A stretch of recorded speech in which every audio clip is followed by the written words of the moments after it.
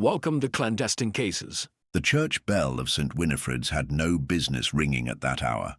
Midnight had passed, the village long asleep, and yet the mournful clang echoed through the misty streets of Little Dithering. It was old Mrs. Pell who noticed first, the silhouette of figures moving through the churchyard below her attic window. A torch flickered, then another. But there had been no death announced, no funeral arranged, and certainly no midnight procession planned. She reached for her telephone, hands trembling, and rang the vicar. By the time Reverend Hartwell arrived, breathless and wrapped in a mismatched coat and scarf, the gates of the cemetery stood open, and a shallow grave had been disturbed near the north side of the chapel. It was not the first grave dug for Jonas Black. The old sailor had died a fortnight earlier, his passing unremarkable, save for the fact that he had left no known kin and had been buried with little ceremony. The coffin now lay half lifted, the lid wrenched open, though its contents appeared untouched. A brass pocket watch rested atop, the chest ticking softly, a curious addition, as it hadn't been there when the body was first buried. Nor had the lapel pin shaped like a wolf's head, now pierced through the fabric of the deceased's funeral jacket. Constable Albert Finch arrived shortly thereafter, flashlight in one hand and a ham sandwich in the other. Grave robbers. Most like, he muttered, though the items left behind contradicted the theory. Nothing had been stolen. Something had been added. By morning, the cemetery was cordoned off, and whispers had spread from window to window across the village. Who would dig up a man's grave just to leave him gifts? And why hold a funeral in the dead of night, with no one invited? Miss Jane Marple, who had been staying with her niece in nearby Chipping Cray, received a telegram the next day from the vicar himself. Curious circumstances regarding Jonas Black's grave. Could use your insight. Hartwell. She arrived by noon, stepping off the train with her knitting bag tucked beneath one arm and a steady gleam of inquiry in her eye. She was taken directly to the churchyard, where the grave had been recovered but left marked. Reverend Hartwell greeted her beside the stone wall. Jane, thank heavens. The police are calling it vandalism, but I fear it's something stranger. Miss Marple inspected the watch first. French make. Late 19th century, I should think. The initials E.B. etched into the back. Not Black's, of course. No, he was Jonas, the vicar confirmed. And this? She asked, holding the wolf head pin in two gloved fingers. Never seen it before, not military, though it looks official, some sort of insignia. A mark left for someone to find, she murmured. The autopsy report, which Finch had reluctantly allowed her to view, confirmed Jonas had died of natural causes. Yet now, weeks later, someone had disturbed his rest for reasons that bore no criminal sense. There was no forced entry to the graveyard, no footprints, thanks to a rare dry night, and no one in the village could identify the stranger Mrs. Pell claimed to have seen. She had described him as tall, in a long, dark coat, with a slight limp in his left leg. Miss Marple's mind catalogued the details with quiet efficiency. The mystery deepened when the village postmistress, a sharp-nosed woman named Mabel Criggs, came forward with a sealed letter she had failed to deliver. It was addressed to Jonas Black and postmarked 2 days before his death. He never came to collect it, she said. Didn't think it mattered. Miss Marple opened it gently. Inside was a single sheet bearing only a Latin phrase in thick looping ink.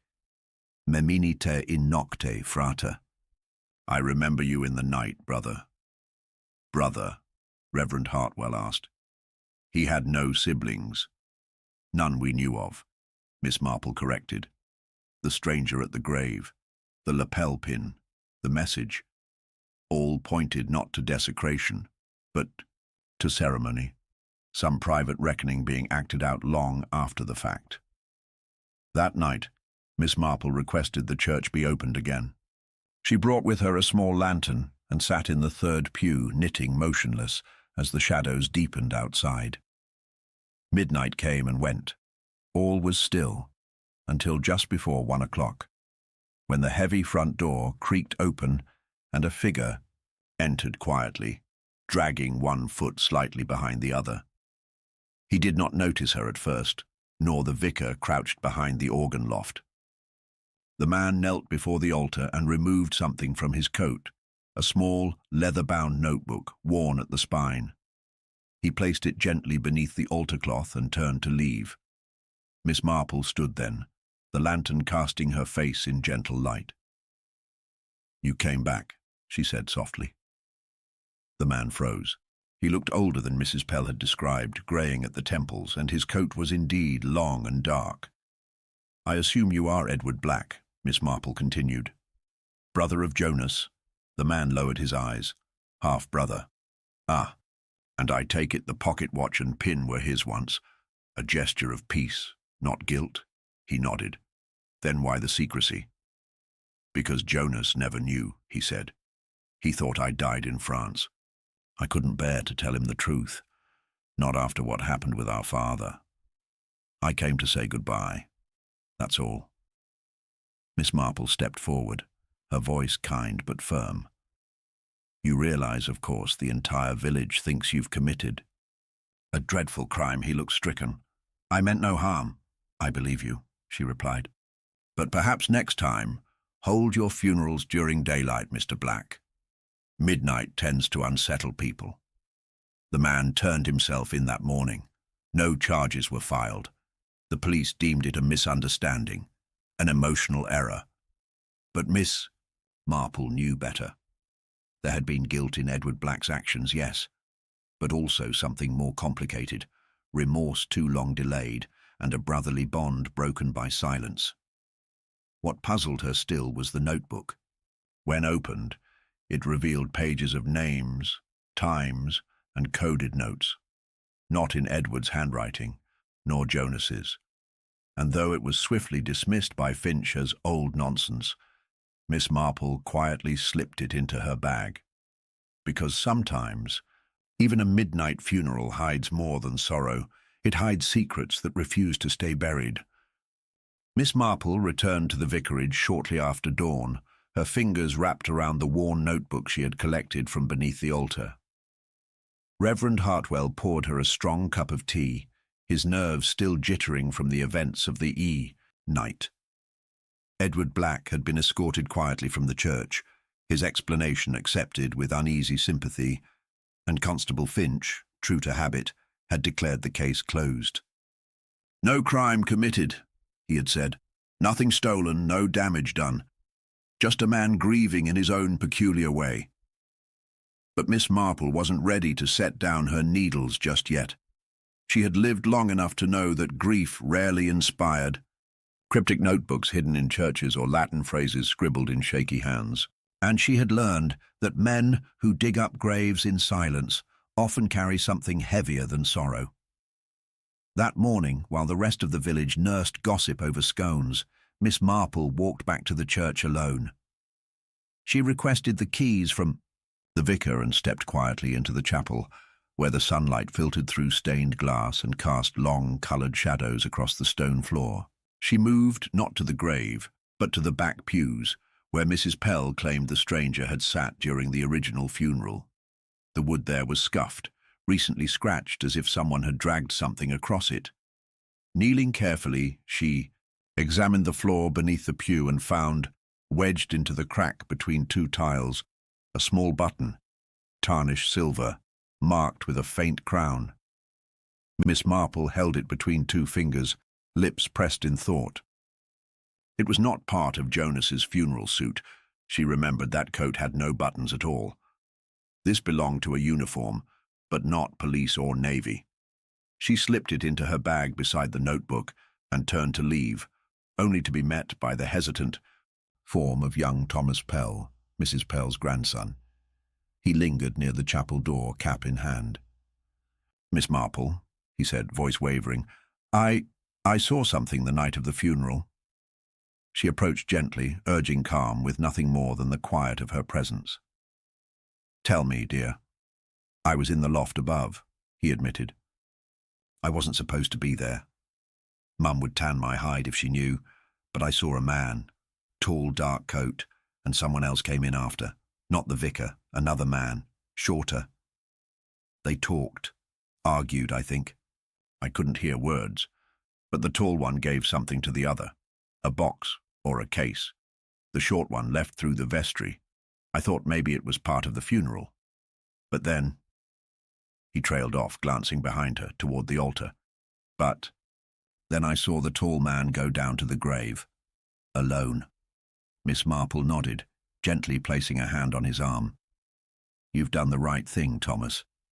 He blinked at her. Do you think he lied? The tall one?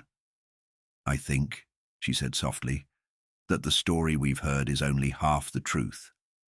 Later that day, Miss Marple visited the Blacksmith Arms, a low-ceilinged pub near the village square. It was where Jonas Black had spent most evenings during his final years, often nursing a pint and telling half-true stories of sea battles and far-off lands. The barman, a stout man named Gifford, recognized her instantly. Miss Marple, he said, polishing a glass, come to sample our bitter. Not quite, she smiled. I'm wondering about Jonas Black. Did he ever receive visitors? Strangers from out of town?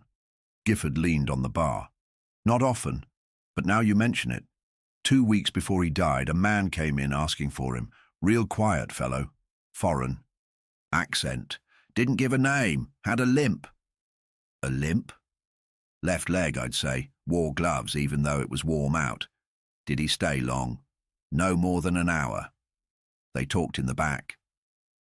Jonas looked rattled afterward. Didn't say why. Miss Marple thanked him and left, her mind carefully knitting threads. 2 men had come to Jonas in his final days. One matched Edward's description, the other did not. And this second visitor, silent, gloved, limping, was the one whose presence still hung about the church like fog. The notebook, the button, the strange Latin message, none of these pointed to simple grief. They pointed to secrets held for decades. That evening she laid the notebook open beside her lamp and read its entries again. It was a sailor's log of sorts. Dates, coordinates, names. Some scratched out, some underlined. One name in particular was circled twice. Lecomte. No other details. But the name triggered a memory. She rose, opened a dusty atlas from the vicar's shelf, and flipped to the section on post-war naval records. There, among old clippings and appendices, she found Lecomte, a French vessel decommissioned after a mutiny in 1949, crew members scattered. 1 man presumed dead, another imprisoned.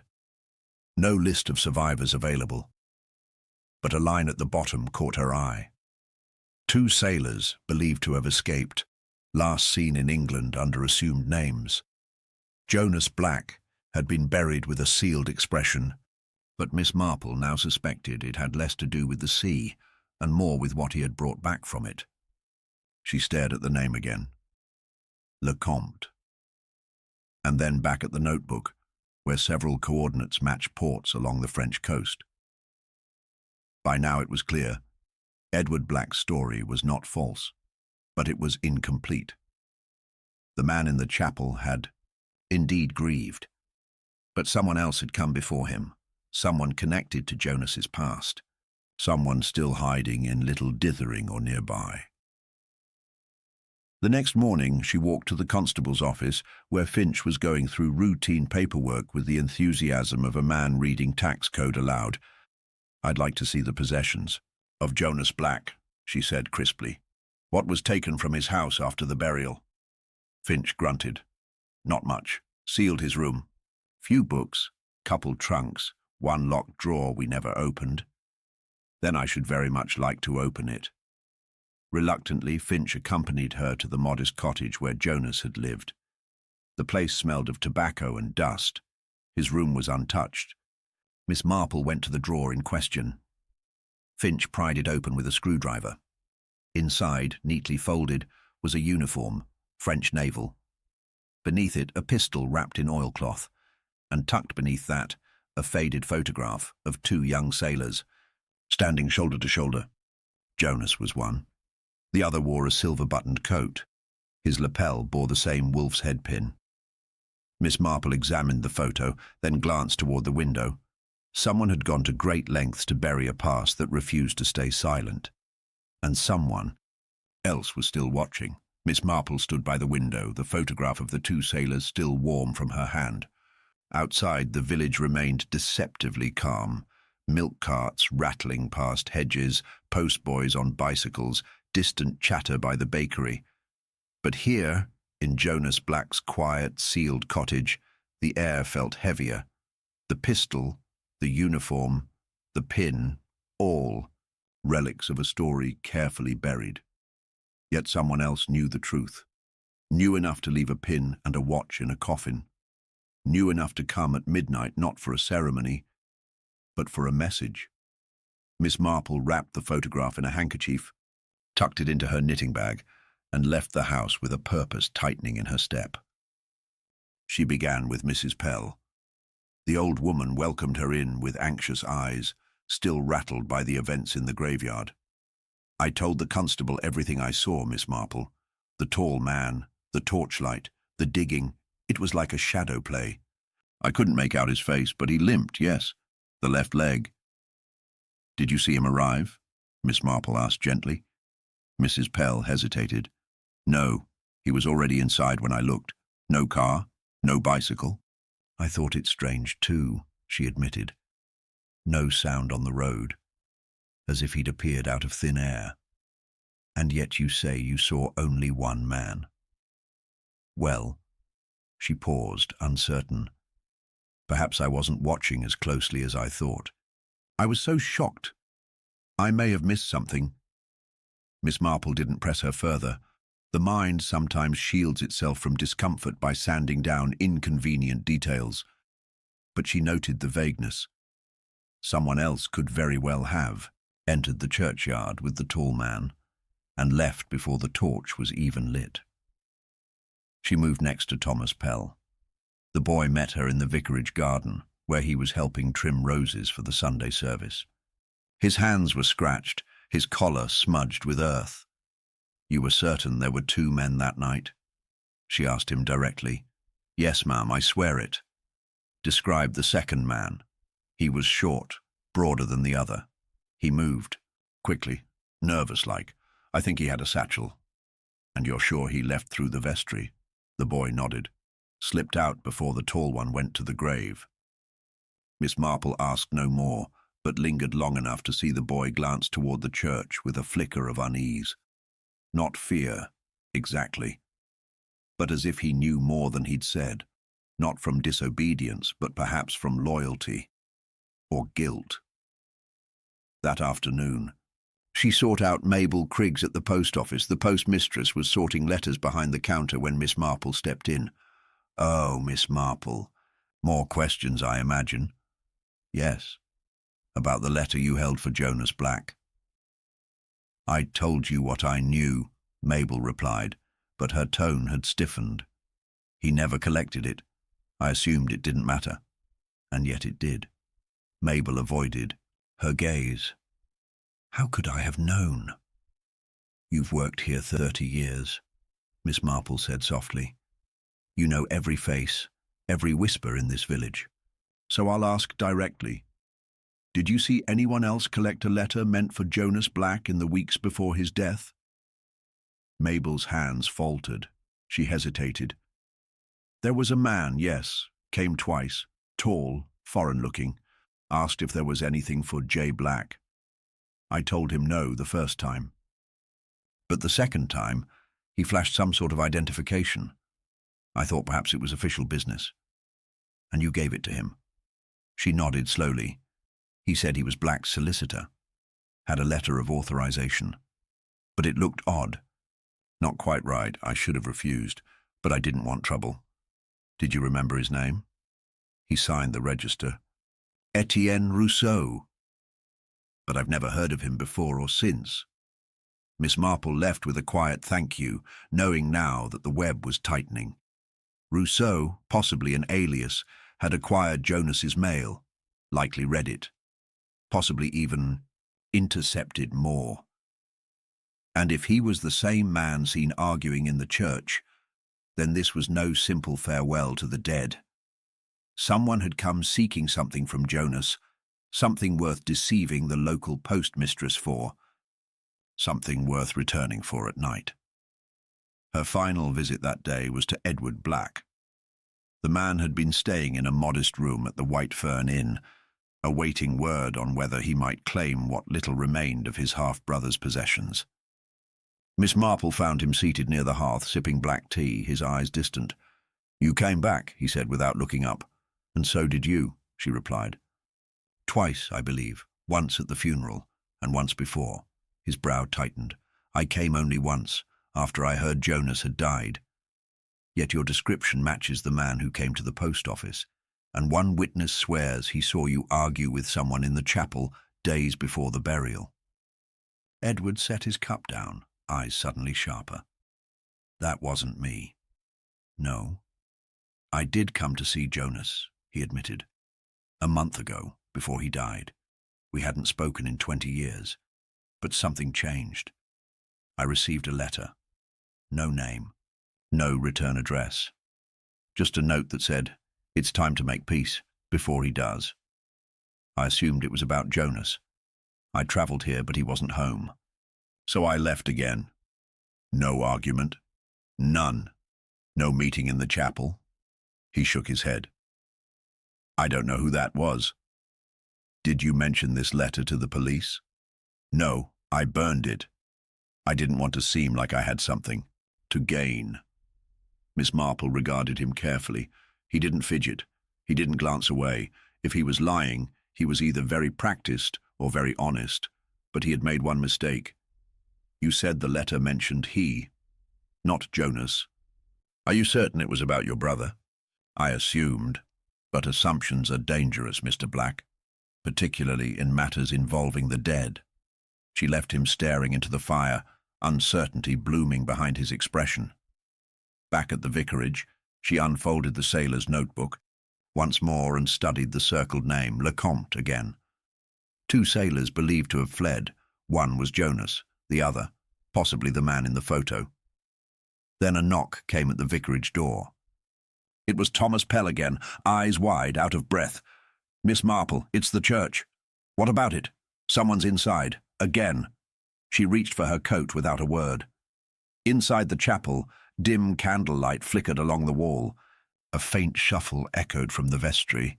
Whoever had returned wasn't there to mourn. They were there to retrieve something they had left behind, or to silence what Jonas had once known. The candlelight flickered along the chapel walls, casting warped shadows over the pews. Miss Marple and young Thomas Pell stood just inside the doorway, their breath held as a faint rustle came from beyond the pulpit. Someone was moving within the vestry again, deliberately, with quiet purpose. She motioned for Thomas to remain, still then moved forward, steps feather-soft against the flagstone floor. The door to the vestry creaked slightly, betraying the intruder's presence. Miss Marple rounded the corner just in time to see a dark figure withdraw their hand from behind a shelf and turn sharply. It was not Edward Black. The man froze, then bolted, out the rear door, and into the misty churchyard. Thomas gave chase, instinctively, but Miss Marple called him back. "Let him go for now," she said quietly, already walking to where the figure had been. There, tucked behind hymnals and a dusty baptismal registry, she found a cloth-wrapped object, a faded leather journal with a wax seal, cracked but still partially intact. She unwrapped it slowly. The initials embossed on the cover, JB, confirmed it had belonged to Jonas himself. Pages inside bore entries not unlike those from the other notebook, but these were more reflective, more personal. Several referenced the man in Marseille and the phrase Lecomte debt. She closed the journal gently, her mind already leaping to the implications. If someone had returned not just once but twice, and this time to retrieve the journal, Then what lay buried in Jonas's past was not only personal, it was dangerous. The motive, then, might not be grief or guilt, it might be fear. Back at the vicarage, Miss Marple laid both notebooks side by side, the coded one found in the church, and the more confessional one from Jonas's home. One spoke in coordinates and aliases, the other in regrets and thinly veiled warnings. It was clear now. Jonas Black had not merely been a retired sailor. He had been involved in something murky, possibly criminal, during or after the war. The mutiny aboard LeCompte, the disappearance of a crewmate, and the presence of a pistol suggested more than a quiet maritime retirement. But the question remained. Who feared the contents of these pages enough to break into a church in the middle of the night? She returned to Edward Black the following morning. He sat in the inn's breakfast room, a copy of the Daily Telegraph, untouched beside his tea. "You said you never saw Jonas after returning to England," she began, taking the chair opposite. "That's right. But you must have suspected what he had become, what he had done." Edward's expression remained calm, but his fingers tightened around the teacup. "I didn't want to know," he said after a pause. "But someone did," she replied. "Someone who came before you, someone who questioned him, maybe threatened him. Perhaps the same person who sent you that anonymous letter, luring you back here to serve as a distraction." He frowned. "Why would anyone do that?" "To keep eyes away from the real danger," she said. "To make you look like the one who had unfinished business with Jonas, while someone else searched quietly for what he left behind." Edward looked stricken. "You think I was being used?" "I think you were a convenient red herring. And whoever used you knew Jonas well enough to believe he'd hide something worth retrieving." "But what?" he asked quietly. Miss Marple did not answer. She wasn't entirely sure yet, but she intended to find out. She next called on Mabel Criggs once more. The postmistress was less forthcoming this time, suspicious eyes darting to the side as Miss Marple pressed again about the man who claimed to be a solicitor. "I told you everything," Mabel said tightly. "He showed me identification." "Was it printed? Laminated?" "No. It was a card, handwritten, but official-looking." "Official things are rarely handwritten," Miss Marple said softly. Mabel flushed, then said something peculiar. "I didn't want to be dragged into anything. I have a niece in London. She's been unwell. I can't afford trouble." Miss Marple caught the emphasis immediately. "Did he threaten you?" Mabel didn't answer, but the silence was enough. Someone had coerced her, not violently but subtly, enough to make her bend the rules. The motive there was clear. The stranger needed access to Jonas's mail before he died. But what he sought, letters, secrets, evidence, remained elusive. She visited Gifford at the Blacksmith Arms next. The barkeep looked wearier than before, having fielded a steady stream of gossip since the grave incident. "Did Jonas ever mention LeCompte?" she asked directly. He scratched his beard. "Only once, and he was drunk when he said it. Called it that cursed ship. Then he shut up.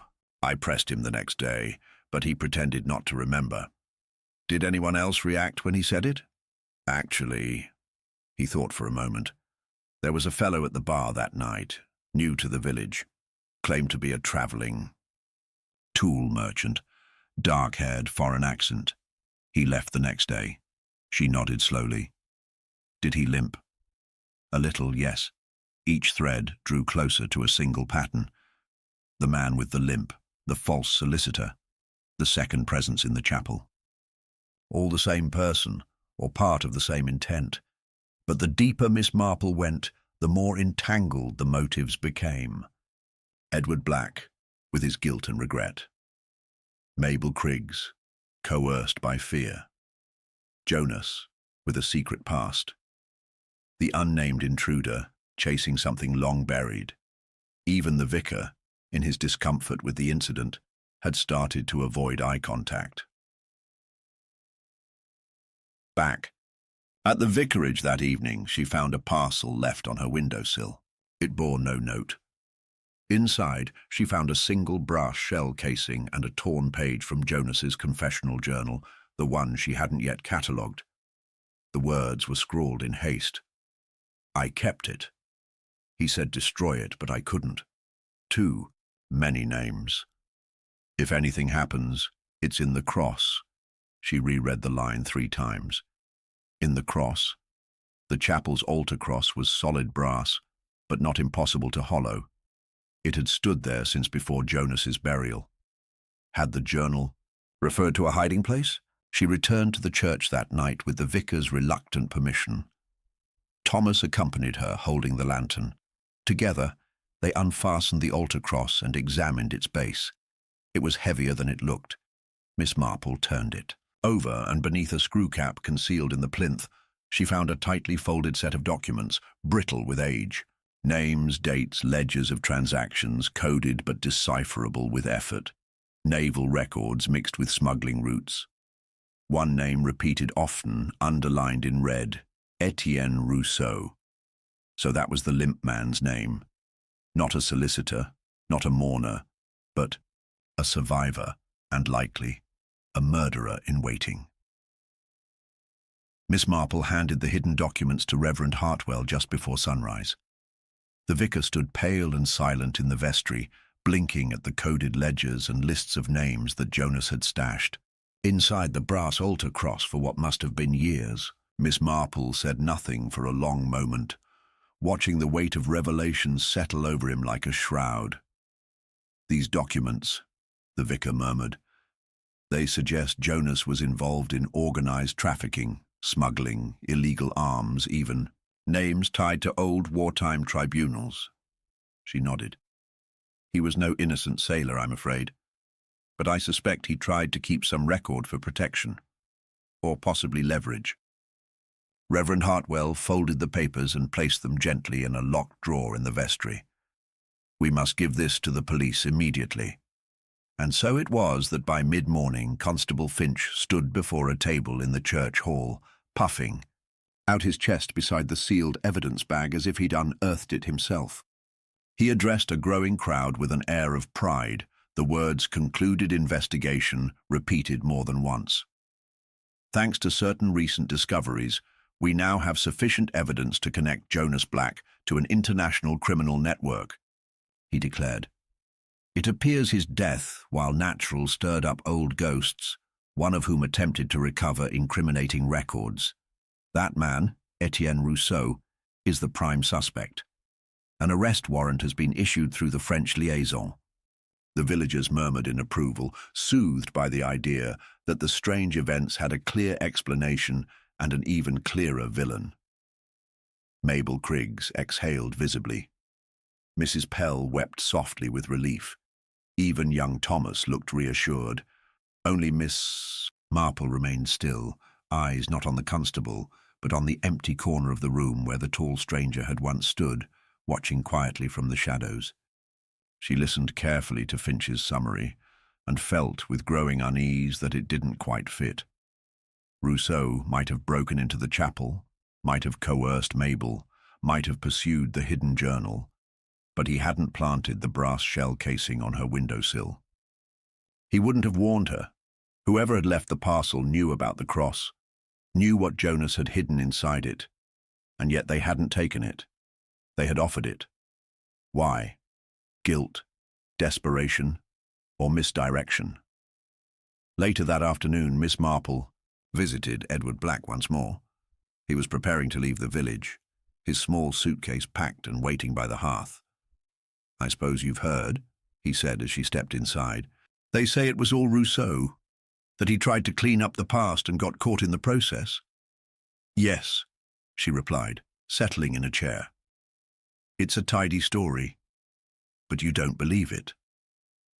She smiled faintly.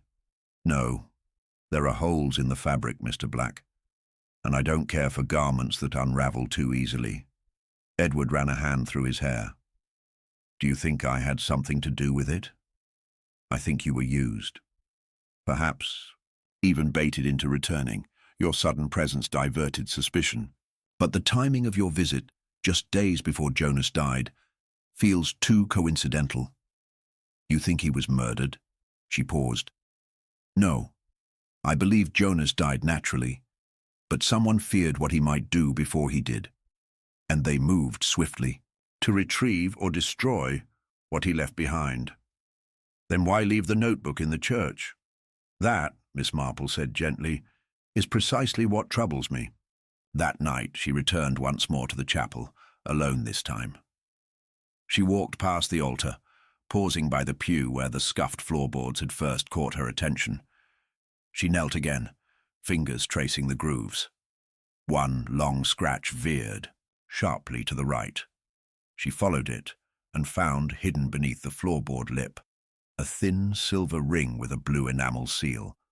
She recognized the emblem instantly, an old merchant navy insignia. Not French, British, and the initials inscribed beneath, E.B. Edward Black. But Edward's ring had been on his hand since she first met him. This one was older, dulled by time. The next morning she summoned Edward to the church. She held the ring out. Do you recognize this? He took it, startled. This was my father's. Then it was likely Jonas's as well after he passed. It was hidden here, not discarded. Edward's brow furrowed. Jonas and I fell out, over our father's will. There wasn't much, but that ring was sentimental. Jonas claimed it, said it was his right. I never saw it again. Miss Marple watched his face carefully. Why would he hide it in the church? Edward didn't answer at first, but something shifted in his eyes, shame perhaps. Because he knew I'd come back eventually. He said, once that this place would always know the truth even if I didn't. She nodded slowly. Which means he feared something, possibly from you, possibly for you. I never threatened him, Edward said firmly. I wanted peace. And perhaps someone else wanted war, she replied softly. You see, I don't believe Rousseau left that ring here. I believe he wanted the journal. But the ring, the casing, the note, that was someone who wanted the truth found, not buried, Reverend. Hartwell entered just then, flustered. Jane, I've just had a call. Rousseau's been detained crossing into Belgium. They found several counterfeit IDs and weapons, but he refuses to speak. Miss Marple looked out the chapel window. The sky had gone grey again. Because he's not the architect, just a cleaner. A cleaner? He came to erase things, remove evidence. But someone else set this game in motion. Who? Miss Marple looked again at the altar, then at Edward, then finally at the vicar himself. That, she said quietly, depends on who knew the hiding place first. Jonas didn't come to the chapel often, but someone close to the church would have known. Someone who could access the vestry, who could visit at odd hours unnoticed, who would see a funeral as a useful distraction. Reverend Hartwell went still. She did not accuse him, not yet. But she noticed the smallest reaction, a twitch at the corner of his mouth.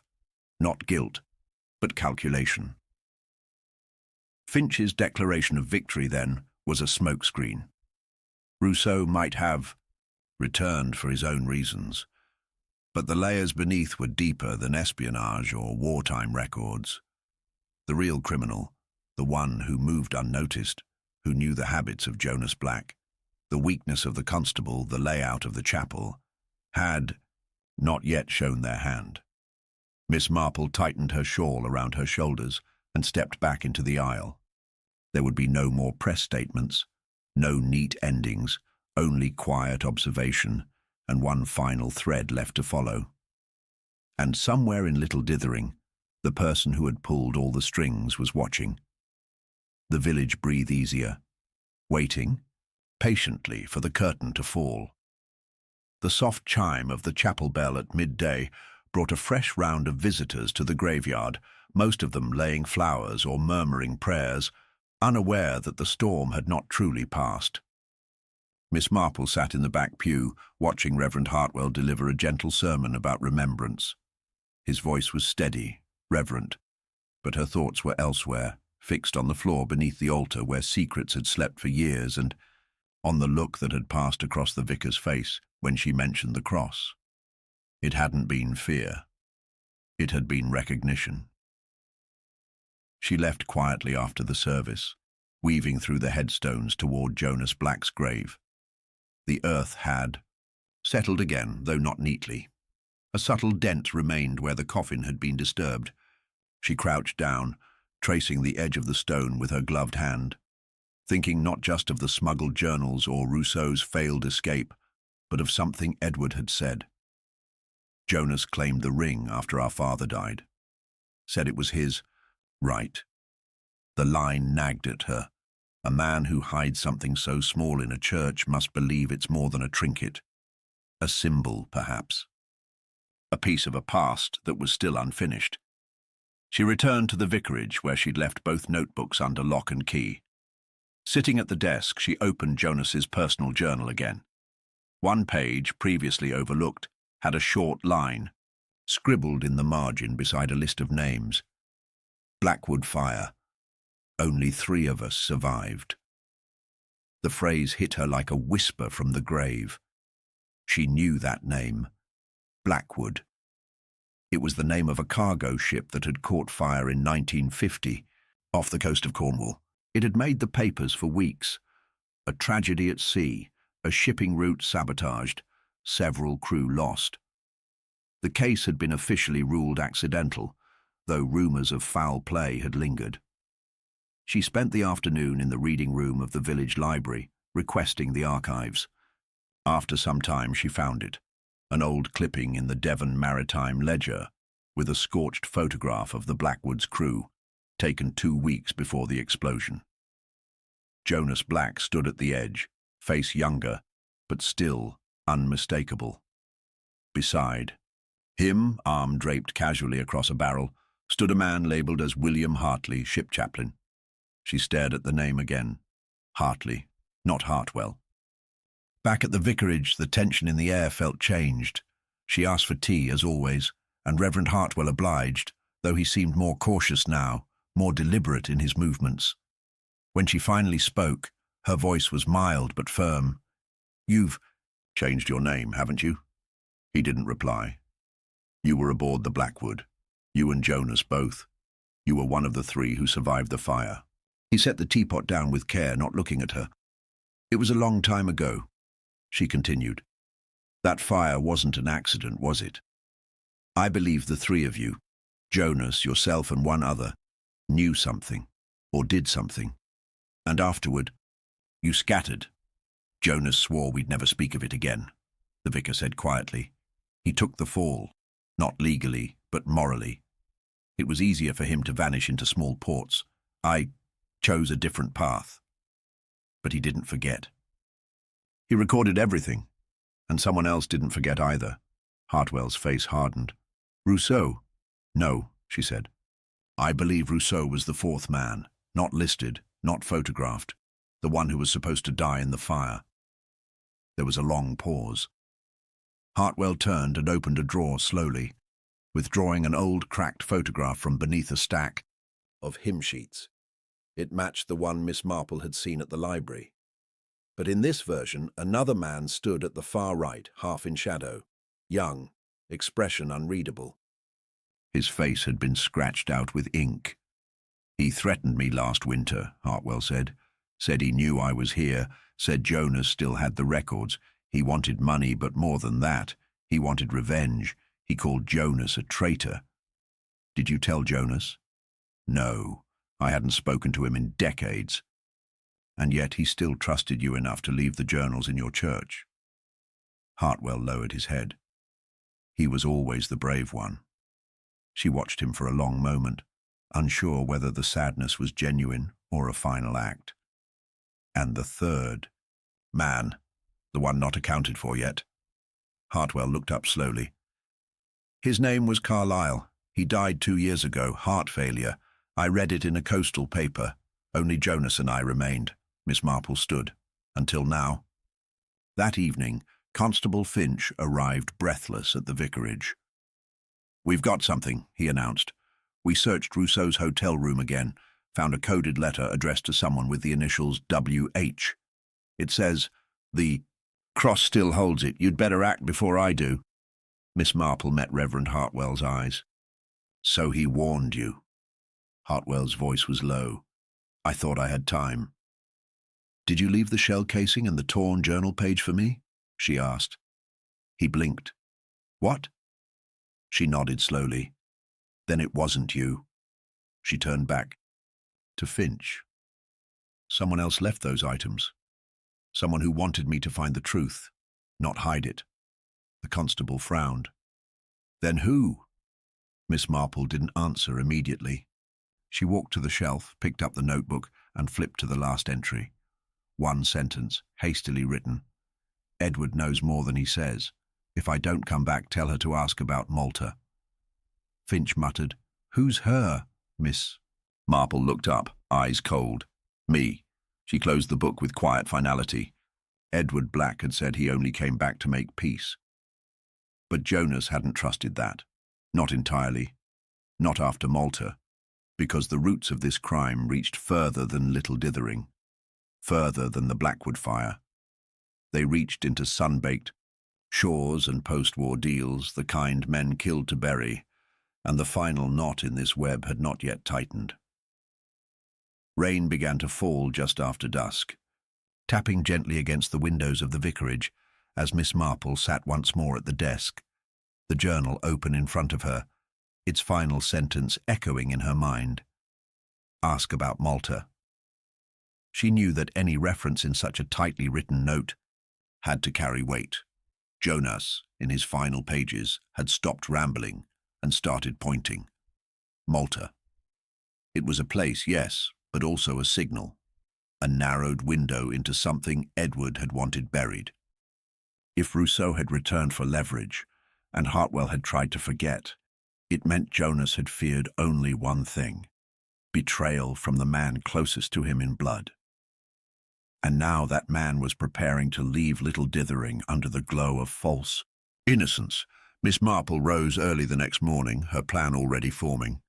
She spent 2 hours at the train station waiting room, leafing through war-era documents with the help of a retired clerk who remembered troop movements, smuggling operations, and the ports most used by English vessels during the 50s.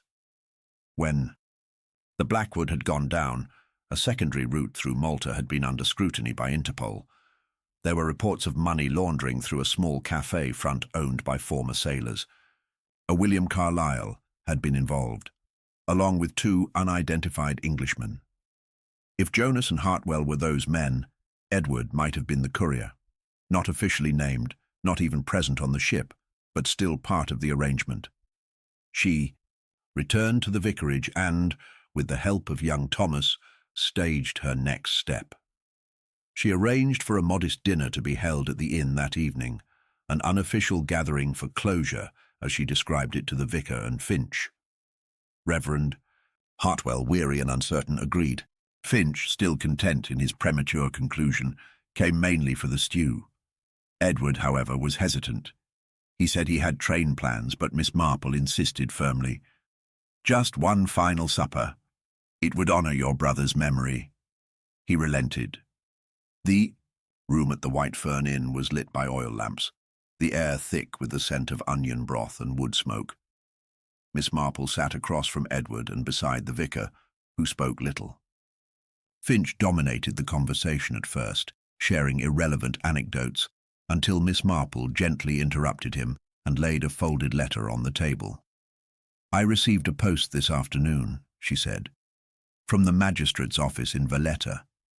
Quite unexpected. Edward's spoon froze in his hand. "They're reopening an old investigation, something to do with an arms shipment that vanished in 1951. Hartwell looked at her quickly, but Edward kept his head down. "It appears Jonas's name has surfaced again," she went on, "but more curiously they mention a courier, a British man never identified, who vanished just after a fire off the Cornish coast." Edward set down his spoon. "You're implying I was involved?"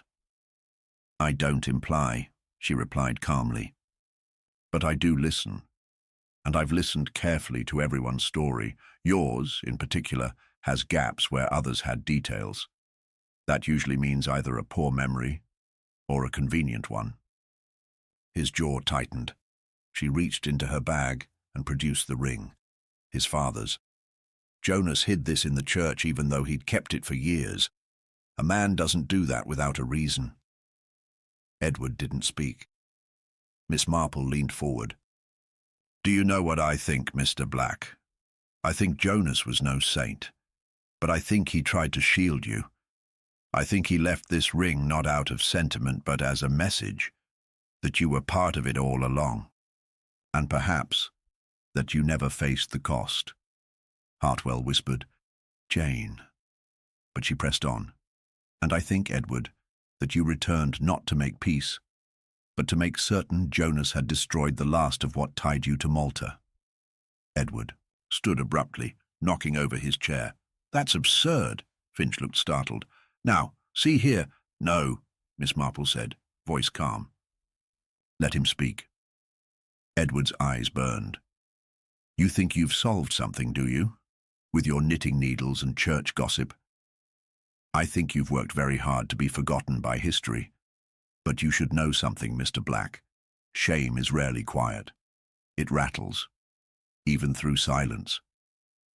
For a moment, the only sound was the rain. Then, from the far end of the room, young Thomas stepped forward. He held a sealed envelope.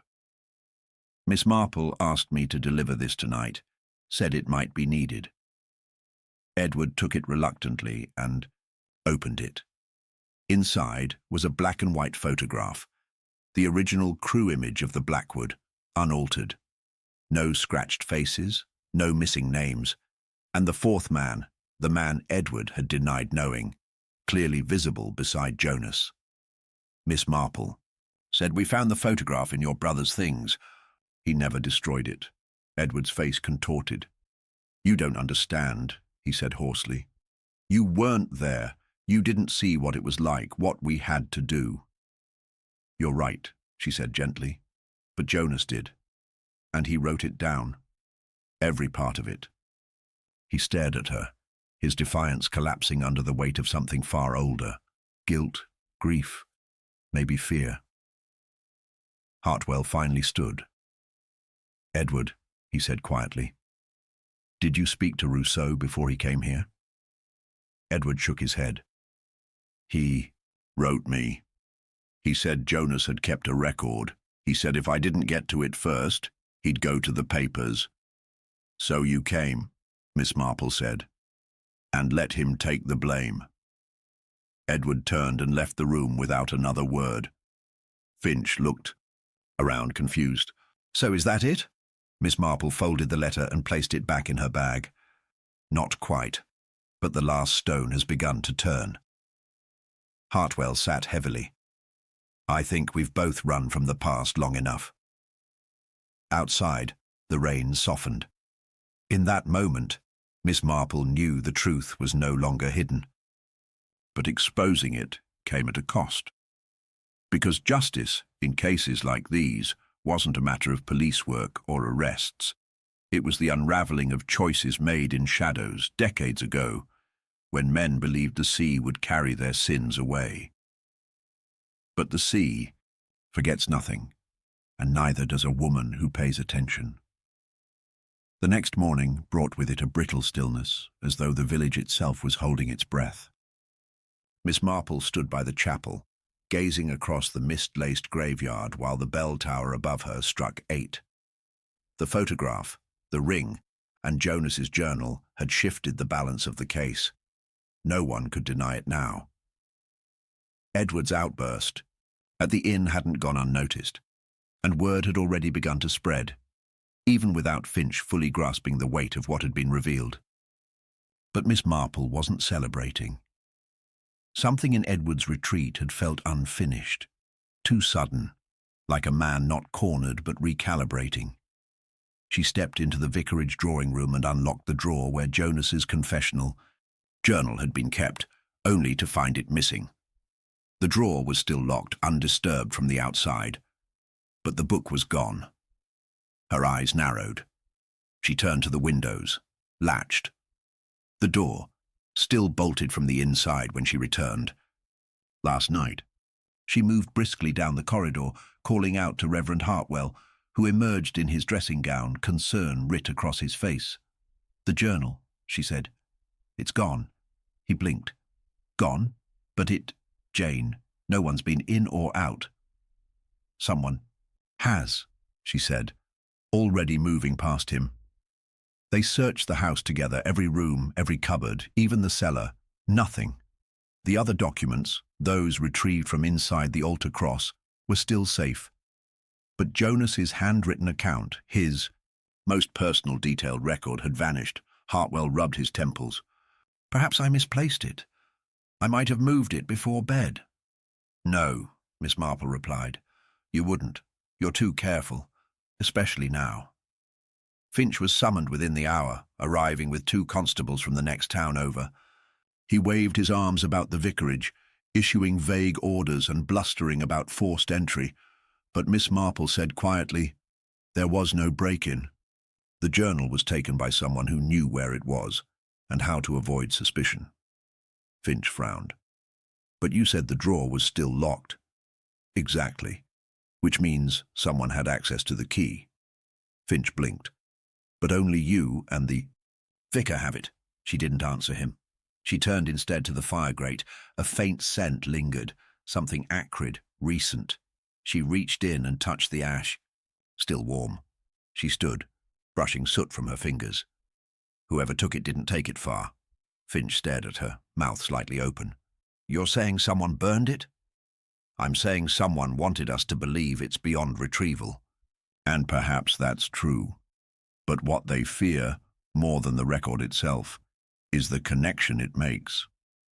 Hartwell lowered himself into a chair. "It was Edward." Miss Marple considered. "Possibly. But there are others who had reason. Rousseau may still have allies, or there may be someone else entirely, someone who's remained quiet."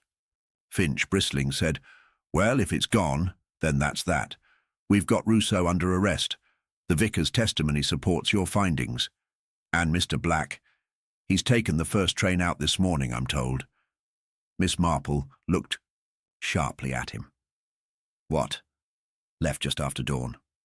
Witness said he had a suitcase and boarded the 6:15 toward London." She turned and walked quickly to the front window. The train would have reached the junction by now. If Edward had taken that route, he could vanish before nightfall. And the journal's disappearance suggested he hadn't merely fled guilt. He was covering his tracks. Still, the timing bothered her. It was too clean. Later that afternoon, she received a note, unmarked, handwritten in jagged script. He took it, but he didn't destroy it. "I know where it is. Midnight, the chapel." Miss Marple read it 3 times, then folded it neatly and tucked it into her knitting bag. She said nothing to Finch or Hartwell. If this was a trap, it would need care. But if it was truth, then there remained one final chance to reclaim the key to it all. She arrived at the chapel just before the appointed hour. The graveyard slept in silence, the fog thick around the tombstones. She entered through the side door, lantern in hand, and waited near the altar. The cross had not been moved. The pews were undisturbed, but then a shadow emerged from behind. The pulpit, a small, wiry figure. It was Thomas Pell. He looked both frightened and determined. "I followed him," he whispered. Miss Marple kept her voice low. "When?" "After the dinner. He didn't go back to the inn. He circled the vicarage. Instead, I watched from the trees. He climbed in through the coal chute." Miss Marple exhaled. "And the journal?" "He didn't burn it. He wrapped it in wax paper and buried it. Behind the church." "Where?" "I'll show you." They moved carefully through the churchyard.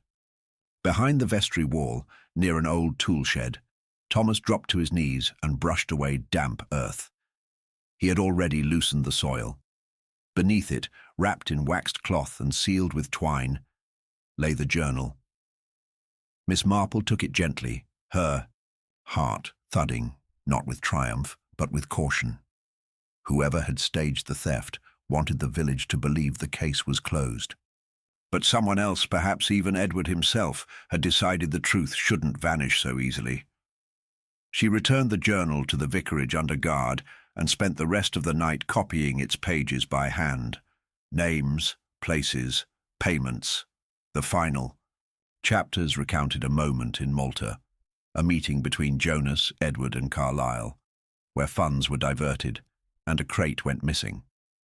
Jonas had protested. The other two had not. It was a turning point, a line Jonas never crossed. Edward apparently had no such hesitation. By dawn, the journal was back in the locked drawer, now relocated to the constable's station under Finch's grumbling supervision, and 2 full copies were in Miss Marple's possession. One remained with her. The other she posted to the authorities in Valletta. She walked through the graveyard one final time, the morning mist lifting as the sun rose behind the chapel spire. The village had nearly let the truth slip away. Evidence had nearly vanished, and Edward Black had almost succeeded in rewriting the past. But some histories leave fingerprints on everything they touch. And now, with the pages preserved and the silence broken, Miss Marple knew the case hadn't just survived. It had teeth. The morning sun filtered weakly through a thinning fog as Miss Marple made her way to the constable's station, the duplicate copy of Jonas's journal tucked securely in her handbag. The night had passed without sleep, but her mind remained clear, sharpened by resolve and the certainty that this wasn't over. Not yet. Edward Black had vanished, yes, but he had not run far. A man like him didn't scatter without a plan, and the journal's survival had upset something in him. He had tried to erase it. Now he would try to silence whatever remained. She stepped into the station just as Constable Finch dropped his toast butter side down on the floor and swore under his breath. He looked up, dishevelled, but surprisingly alert. "Oh, Miss Marple, you'll want to hear this." He motioned her into the back office, where the vicar, Reverend Hartwell, was already seated, pale and drawn. "It's Edward," Finch said, grimly. "We got a call from an inspector in London. His suitcase turned up abandoned near Victoria Station. No trace of him. Ticket unused. Someone thinks they saw him getting into a grey saloon car near the station entrance, but no number plate." Miss Marple's eyes narrowed. "So he didn't leave. He was taken." Finch nodded. "Looks like it. Or met with someone and left. Willingly. Either way, he's off the grid now." She turned to Hartwell. "You told me Carlyle had died of heart failure." Hartwell looked up slowly. "That's what the obituary said." "Have you ever seen the body?" "No." "Then we must assume we're still one name short in this game." Hartwell blinked, and for the first time real fear passed over his features. Miss Marple returned to the vicarage in silence, her thoughts layered in calculation. If Carlyle was alive, and Rousseau had been merely one actor in a wider scheme, then Edward might not have been the orchestrator after all. Perhaps he was the final loose end. And if that were true, if the journal's survival posed a threat not just to Edward's reputation but to someone else's freedom, then the danger wasn't over. It had just begun. She spent the afternoon in the chapel sorting through Jonas's possessions again. Among the old clothing and a few war medals, she found something new. A box of receipts tucked behind a false panel in the footlocker. Fuel costs, cargo manifests, all dated from 1952, just after the Blackwood fire, and all referencing a small fishing vessel under a different name, the Osprey. And among them, a slip bearing a London address scrawled in faded ink. She pocketed the slip and returned to the station, intent on sharing it with Finch, but was stopped at the threshold by a breathless Thomas Pell, his hair windblown and shirt half-buttoned. "Miss Marple, you've got to come. It's the vicar. He's collapsed." They rushed back to the vicarage. Hartwell was slumped in a chair by the fireplace, face pale, eyes open but unfocused. A shallow gash ran along his temple. Finch arrived seconds later and checked for signs of struggle, but there were none. No broken furniture, no scattered items, no forced entries. Miss Marple crouched beside him. "Hartwell, can you hear me?" His lips parted slightly. He was here, looking for the other pages. Who? But he'd slipped into unconsciousness. The doctor arrived, pronounced it a head injury, and arranged for the vicar to be transported to hospital. But Miss Marple already knew what had happened. Someone had come looking for the rest of Jonas's writings, mistaking the vicar as the last keeper of secrets. When they found nothing, they struck. Back at the station, Finch grew flustered. "This is beyond us now. We need outside help. Scotland Yard, maybe." "No," Miss Marple said. "Not yet. If we do that, whoever's behind this will vanish for good. We need to bring them out." How? By giving them what they want. That night, she made her plan. A false rumour was planted, quietly through Mabel Criggs at the post office, who was now fully cooperative. A whisper that a third journal existed, one Jonas had never mentioned, and that it contained the final names, people in England and abroad. Miss Marple gave Mabel the address of the unused hunting lodge near the edge of town, saying the journal would be delivered there the following evening. Then she waited. It rained again the next night. Miss Marple sat inside the lodge with only a lamp for company, the forged journal beside her, hand-bound and filled with copied fragments that revealed nothing but hinted at everything. Hours passed. The wind howled. Then, just after midnight, the door creaked open. He was older, broader than she remembered from the photo, but the eyes were unmistakable. William Carlyle stepped inside and shut the door behind him, soaked to the bone. "I thought you were dead," she said evenly. "I was," he replied, voice rough. "Then I wasn't. That's how men like me survive." "You killed Jonas." "No, but I let others do what I wouldn't. I was watching, always watching. He was getting nervous, writing too much, talking to Hartwell. Edward tried to pull him back in, but Jonas wouldn't. So you came for the journal. I came to stop the leak. The past should stay buried." She looked at him calmly. "But the sea doesn't forget." Something shifted in his eyes. "Neither do I." He stepped forward. Behind him, a floorboard creaked. Carlyle turned, but too late. Constable Finch, hidden behind a partition, stepped out and levelled his revolver. "Don't move." Carlyle froze. Miss Marple rose. "You played your last card." Finch cuffed him and read his rights. The rest happened quickly. Carlyle taken into custody, the vicar beginning to recover in hospital, and Edward finally located 2 days later, alive but bruised, having been kept under guard in a countryside barn. He had not run, he had been silenced. The final piece fell into place. The case at last was solved, but Miss Marple knew justice never truly closed its ledger. It waited, it watched, and sometimes it knocked twice before it stepped into the light. In the chapel, as rain washed the headstones clean once more, she lit a candle for Jonas Black, not for who he had been, but for what he had tried to set right before it was too late. The days following Carlyle's arrest passed with an uneasy stillness, as though the village had taken a breath it wasn't quite ready to release.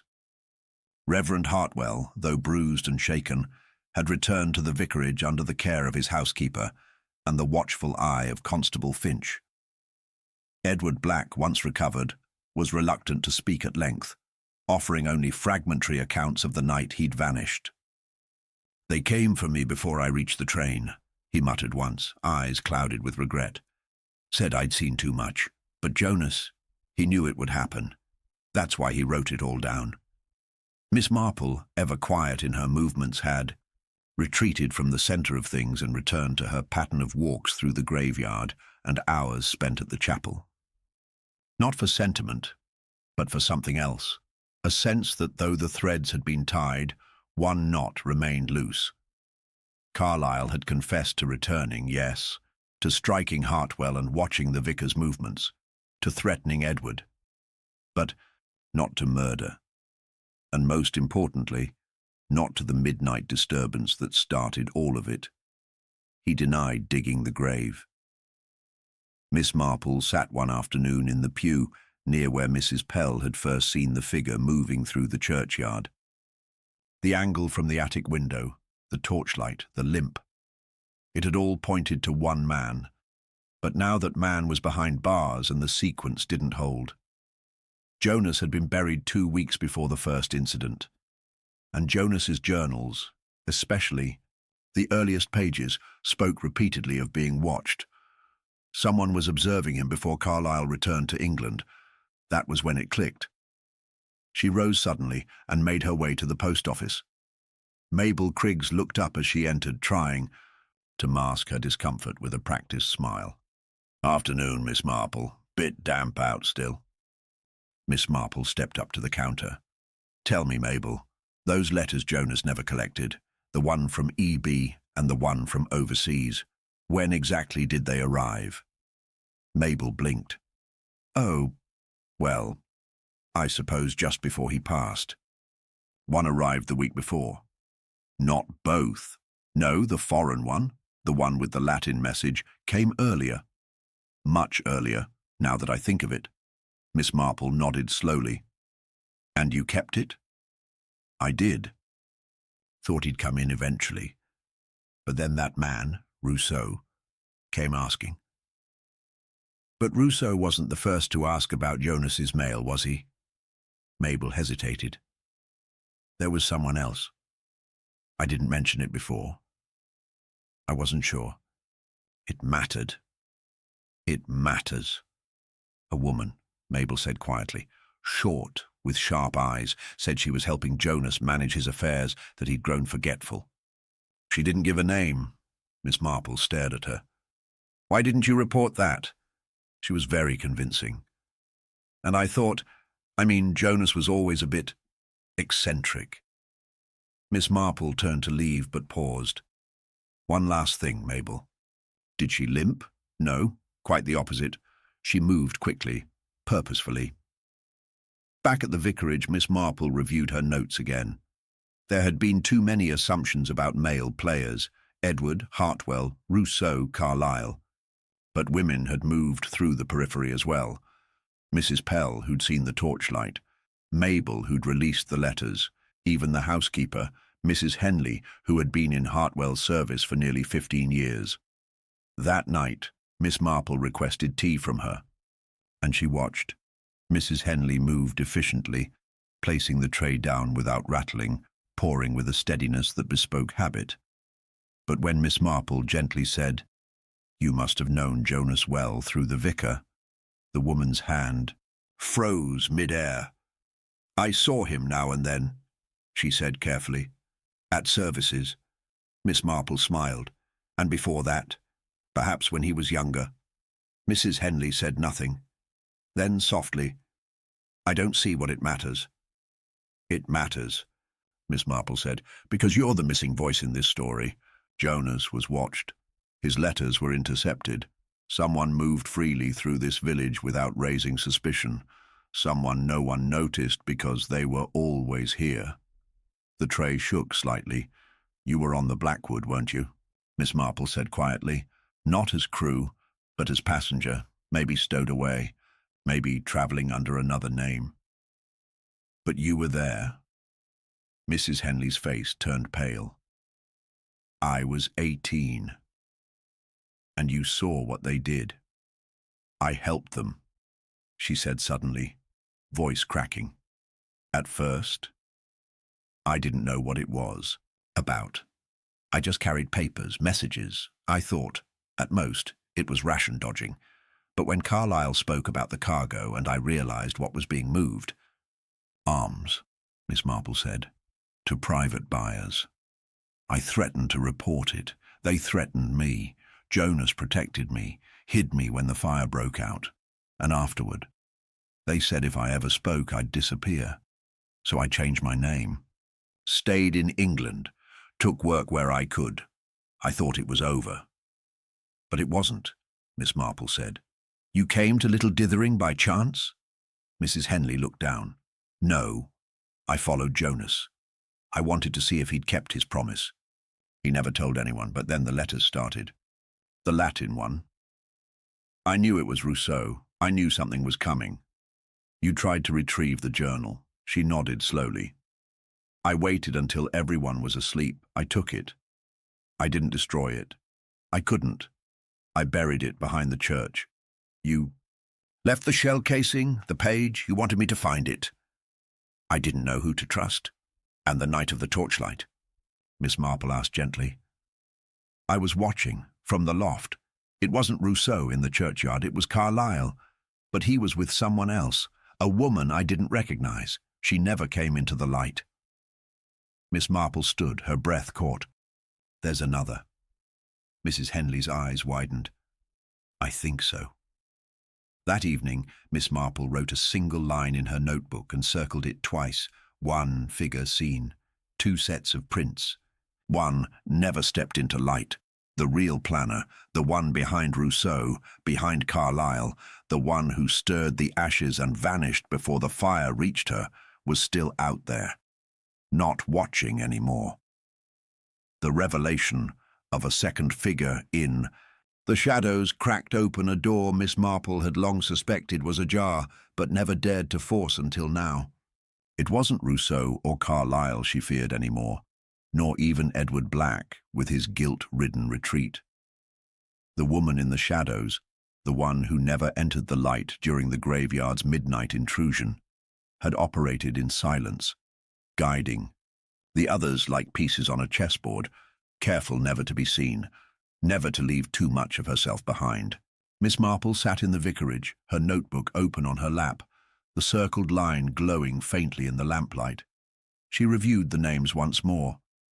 Not the sailors, not the constables, not the usual suspects, but those who had drifted just outside the line of suspicion. It wasn't until she reread the earliest passage from Jonas's recovered journal, his musings about a voice from the past returned to stir the dust I buried, that the name appeared, scribbled with uncertainty. Celia Rowntree. The words that followed were cryptic. She knew more than she let on. She always did. Celia Rowntree. Not a resident, not a visitor anyone remembered clearly. A name mentioned once by Mrs. Henley during her confession as someone Jonas had been fond of in his youth. An occasional pen pal who had once written poetry, worked in a naval post office in Portsmouth, then vanished from his life completely. Or so Jonas believed. Miss Marple sent word through Mabel Criggs the next morning, requesting records from the Portsmouth Registry Office and old naval correspondence logs. It took hours, and Mabel nearly snapped at the sheer amount of coaxing. It required, but by dusk the answer came. Celia Rowntree had changed her name in 1953. She'd married under a false identity, records incomplete. But a notation remained, cross-referenced with an incoming clerk who had relocated to Devon in 1955. That clerk had come to Little Dithering under the name Ellen Rowe. Miss Marple felt the air still around her. Ellen Rowe was no ghost. She ran the bookshop in the neighbouring parish. Unmarried, private, known for her habit of ordering rare naval memoirs and historic shipping ledgers under the pretense of researching a novel. The next morning, Miss Marple took tea at the shop, pretending to browse while Ellen sat behind the desk, thin spectacles balanced on the edge of her nose, pale fingers tracing the rim of a teacup. The shop was quiet, the street outside muffled in fog. You've a fine collection on post-war maritime trade, Miss Marple said, sliding one slim volume from the shelf. Ellen looked up, surprised. Not many notice. On the contrary, Miss Marple replied, I notice a great deal, especially when things are meant to be overlooked. Ellen's expression didn't change, but her fingers stilled. Miss Marple stepped closer. You knew Jonas Black, didn't you? Not just as a friend from years ago, but as someone who cost you something. something no journal could explain. Ellen's voice was low, precise. We wrote letters long ago. He was a romantic. I was impressionable. But something went wrong, Miss Marple said. Perhaps he left something out. Perhaps he walked away before the truth could reach you. Ellen leaned back. I loved him, Miss Marple, once, deeply. But he never loved me, not in return. I was his echo, not his answer. Miss Marple remained still. And when he vanished from your life, when the Blackwood burned and your letters stopped, you followed. You changed your name, buried the past under new routines, but you never stopped watching. I didn't need to, Ellen said quietly. He came here, right into the heart of the village, as if nothing had happened. You weren't just mourning him, Miss Marple said. You were waiting for a reckoning. Ellen's smile was thin, worn with time. Do you know what betrayal does, Miss Marple? Not the quick, cutting kind, but the slow erosion of trust. The kind that bleeds through decades. Jonas promised me he would return, that we would marry, that I would be safe. I trusted him. And when the fire came, he wrote me one final letter, never posted, never sent.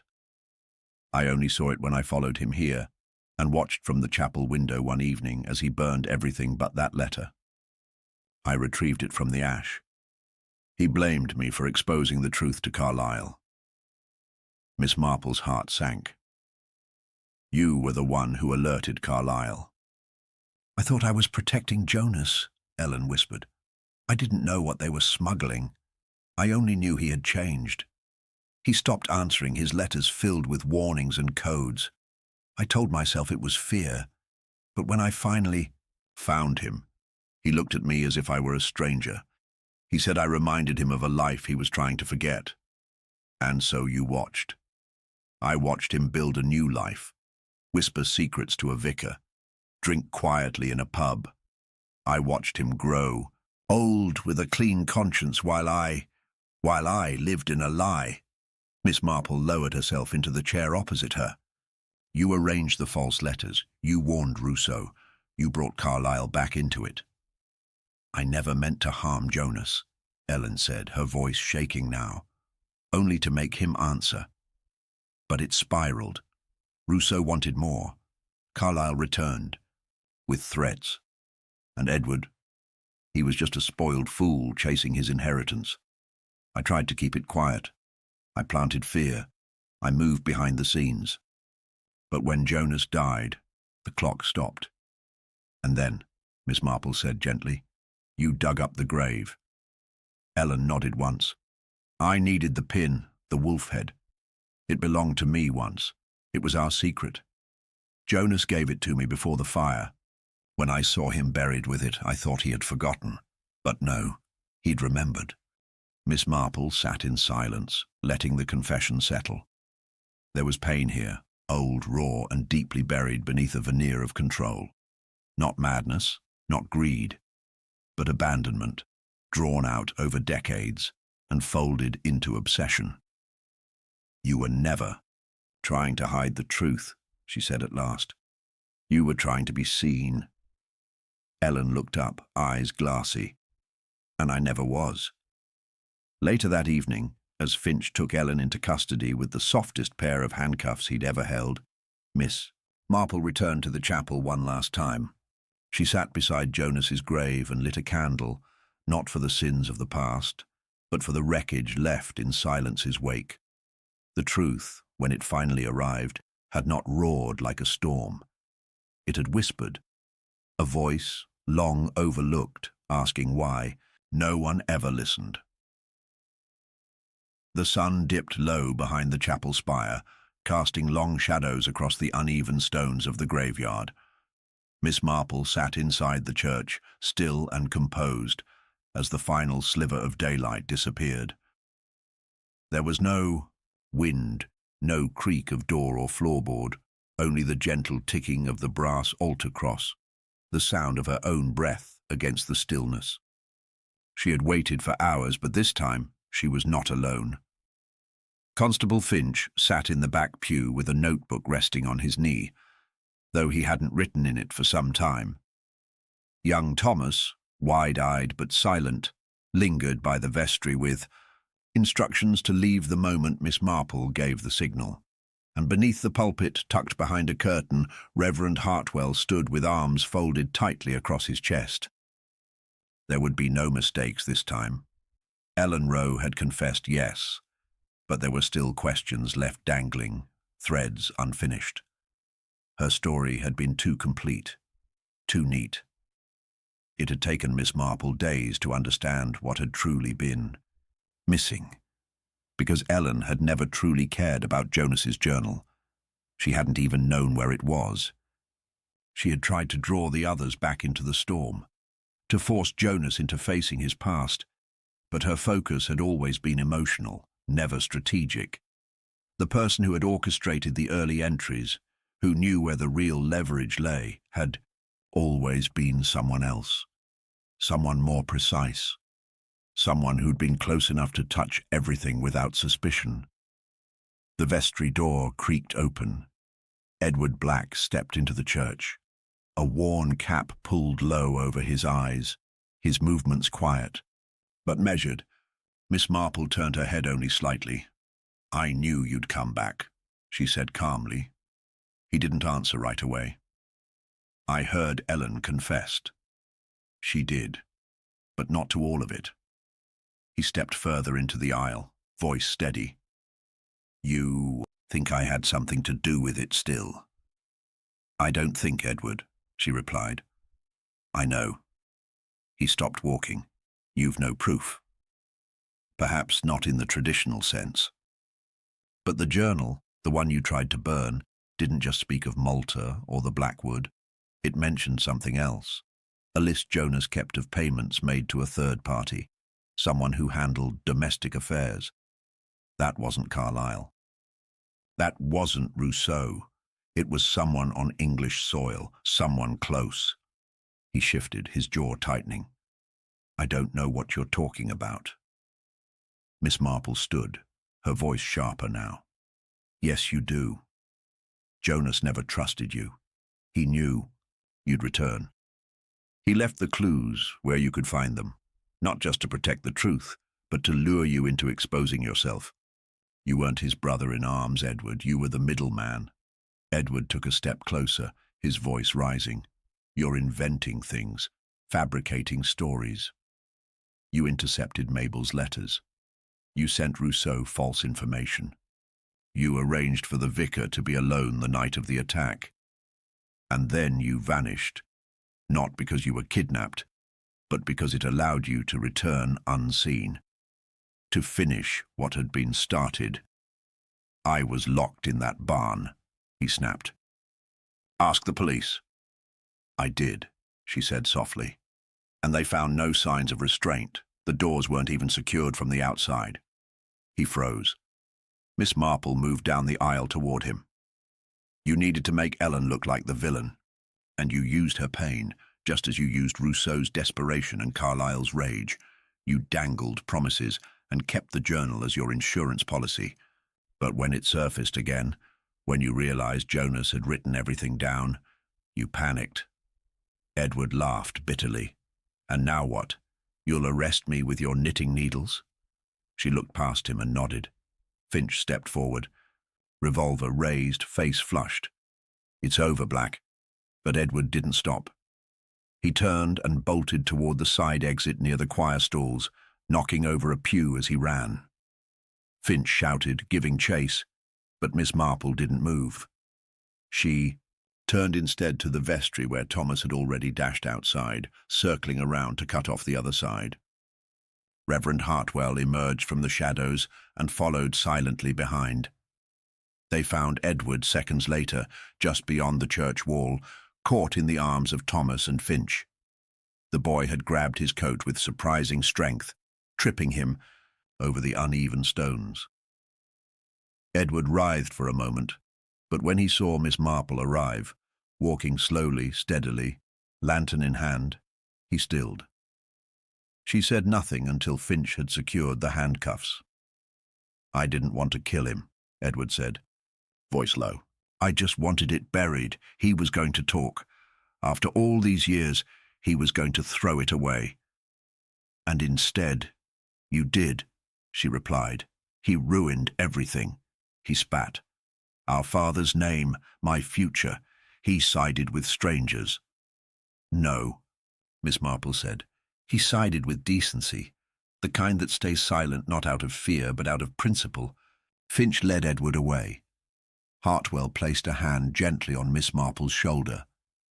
"You had him from the moment he walked in, didn't you?" She nodded. "He always blinked when he lied, just once. The same blink Jonas described in the journal. My brother lies with his eyelids. That was the key." Hartwell shook his head. "It was always there." "Yes," she whispered. "It always is." The case had closed not with a final clue, but with a pattern, the smallest human habit, magnified under pressure. Guilt had a rhythm, and Miss Marple, better than anyone, knew how to listen. That night she returned to the chapel and extinguished the candle she had left burning for Jonas. The grave was quiet now, untouched.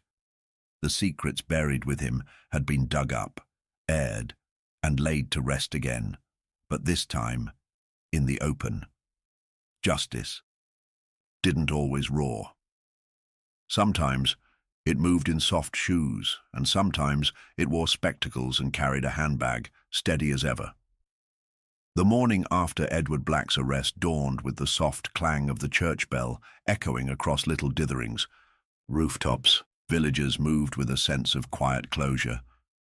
Relieved that the mystery had ended, the villain apprehended, and the shadows chased from their peaceful routines. Miss Marple, however, wasn't resting. She stood by Jonas Black's grave once more, her eyes tracing the dates carved into the headstone, the soil still damp from weeks of intrusion and exhumation. Finch had called the case complete. Even Reverend Hartwell had found a kind of peace, now that the ghosts of the Blackwood had been unearthed. But Miss Marple couldn't shake the lingering echo of something unfinished. Back at the vicarage, she reviewed her notes for what she intended to be the last time. The journal had been preserved. The chain of deception, Rousseau, Carlyle, Ellen Rowe, and finally Edward, had been exposed. Motives had been clarified, guilt admitted, and evidence secured. Yet one detail itched in her mind like a burr under linen. The letter. The one that had first drawn Edward to the village. He'd claimed to have received it anonymously. She had seen the scrap herself in the early days of the inquiry. It's time to make peace before he does. And she had assumed it had been sent by Ellen, or perhaps even Rousseau, but neither had taken credit. Ellen's version of events placed her well away from such tactics, and Rousseau, now in custody in France, denied any knowledge of Edward's correspondence entirely. If not them, then who? She turned the letter over again in her thoughts, trying to remember the handwriting. Bold, slanted to the left, a distinct curl to the F. Not Ellen's, not Jonas's, and not Hartwell's either. She had studied his marginalia in sermon notes long enough to know his script by heart. But it was familiar, not in what it said, but in how it moved. Miss Marple left the vicarage mid-morning and walked to the post office, where Mabel Criggs was sorting parcels with her usual blend of nosiness and pride. The air smelled of dust and ink. "Miss Marple," Mabel said, trying not to sound surprised. "Back again?" "I was hoping you could help me with one final thing," Miss Marple said pleasantly. "I'd like to see your outgoing ledger, specifically parcels or letters sent from the village 3 weeks ago, handwritten." Mabel frowned. "Well, I don't usually share—" "I know," Miss Marple said kindly. "But I believe someone used your box to send a letter they never wanted traced." Mabel relented and fetched the register. Miss Marple flipped through the pages, her finger skimming over names and notations until it stopped. E. Hartwell, sealed letter to London. The handwriting leapt off the page, not the Reverend's, not even remotely, but entered under his name. And she recognized it now. She turned, her mouth suddenly dry. Who logged this? Mabel hesitated. Well, that'd have been the relief assistant. She was covering the desk that day.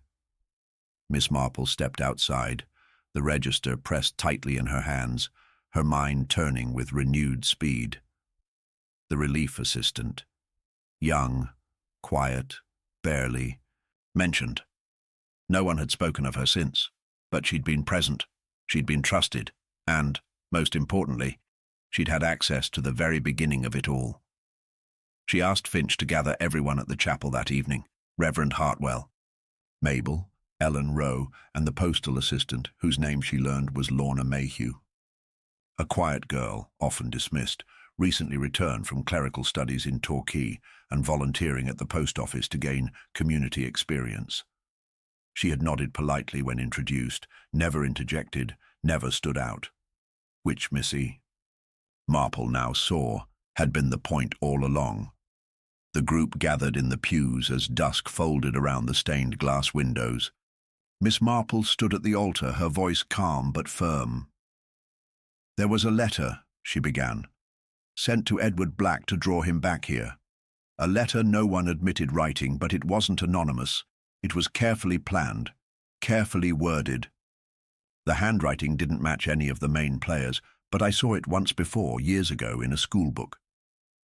Lorna blinked. "It was yours, Lorna." A hush fell across the room. Lorna didn't speak, but her hands clasped together just a little tighter in her lap. "You were the link," Miss Marple continued. "You were related to one of the original Blackwood crew, not Jonas, not Carlyle, but the ship's radio operator. Your uncle, he died in the fire. Your mother never recovered, and you grew up hearing that 3 men escaped justice, that one of them lived nearby." Lorna stared at her. "You used the post office to send the letter to Edward. You knew he'd return. You wanted the past dragged into the open, not for money, not even for vengeance, but to make someone answer for your family's silence." Lorna finally spoke, her voice trembling.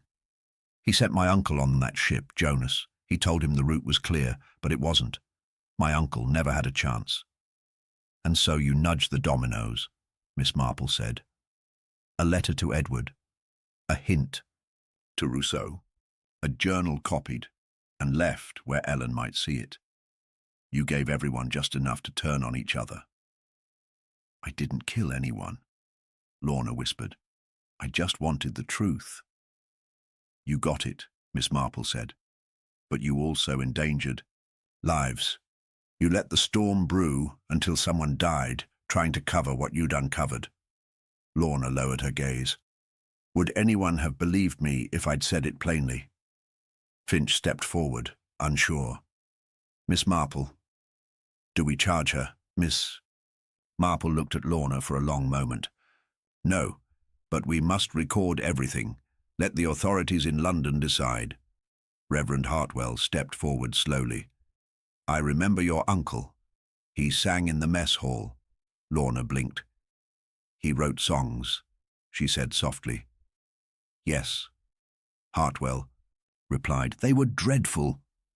And with that, a thin smile passed between them, tinged with sorrow, but real. The final revelation did not crack like thunder. It arrived like all truth eventually does, quietly, steadily, with no triumph, only clarity.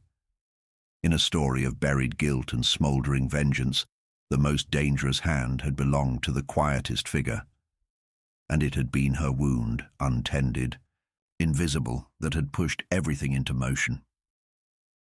Later that night, Miss Marple sat alone in the chapel, the candlelight flickering across the altar. She knew she would be asked to give testimony, perhaps write a statement. But for now, the silence was enough. Justice had many faces, and sometimes it wore the expression of a young woman who simply couldn't let her uncle be forgotten. The chapel, had never been so quiet as it was in the days that followed. The villagers of Little Dithering, having whispered and speculated for weeks, finally fell into a stunned hush. The string of arrests, the confessions, and the final unmasking of Lorna Mayhew had left everyone reeling, not because they hadn't suspected something dark beneath the village's calm exterior, but because they never expected it to unravel so thoroughly. Edward Black was being transferred under heavy guard to London. Rousseau was awaiting extradition in France. Carlyle, after weeks of evasions, had now confessed fully, and Ellen Rose sat in a holding cell awaiting a mental evaluation.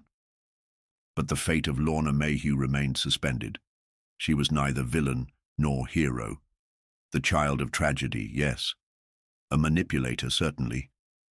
But she had never raised a hand in violence, never laid a finger on Jonas Black or any of the men she'd quietly steered toward confrontation.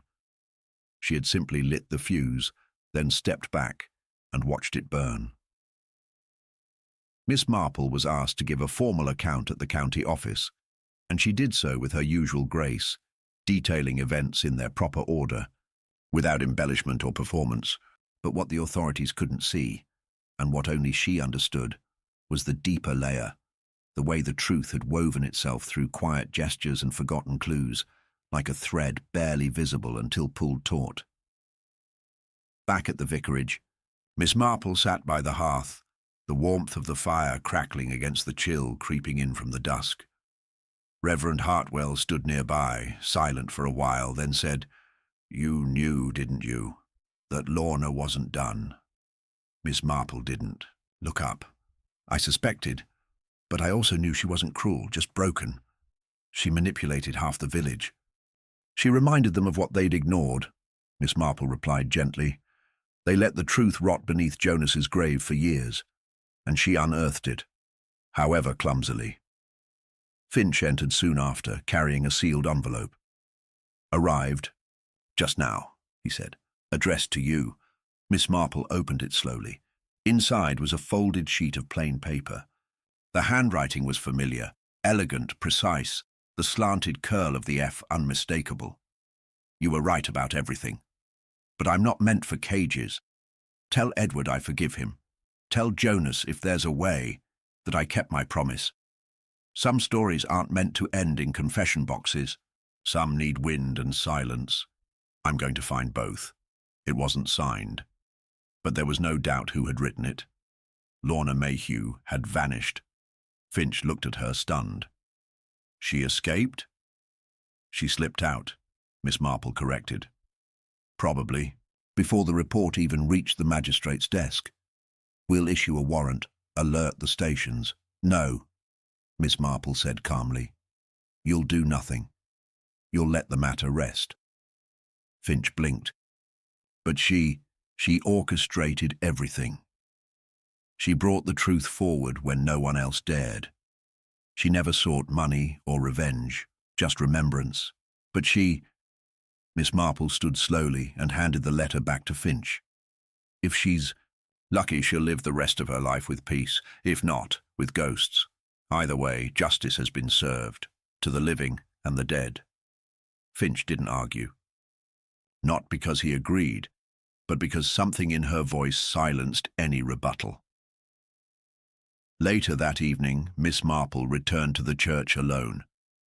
She walked the path she knew so well now, through the chapel doors, past the aisle where so many truths had been whispered and revealed. At Jonas Black's grave, she paused once more. A single white flower lay upon the headstone, fresh, unmarked, no name or ribbon. She knelt beside it, brushing the soil lightly. "Lorna," she murmured. "That will do." She stood and turned to leave, but not before one last look at the chapel behind her. Every scene had played out there, every mask had cracked under the pressure of time. And through it all, the smallest details, the torchlight, the forgotten letters, the button beneath the pew, had told the story long before anyone opened their mouths. As she reached the gate, a voice behind her said, "One last question. Miss Marple turned. Reverend Hartwell stepped toward her, holding his collar in his hand. "I've been thinking," he said. "That line in the journal. The sea doesn't forget. It was more than metaphor, wasn't it?" She nodded. "It was warning and truth. And the detail you first caught, Edward's blinking when he lied. How did you know it wasn't just nervousness?" Miss Marple smiled faintly.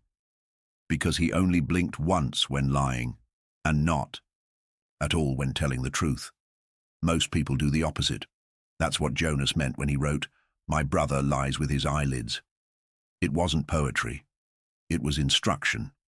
Hartwell shook his head in quiet admiration.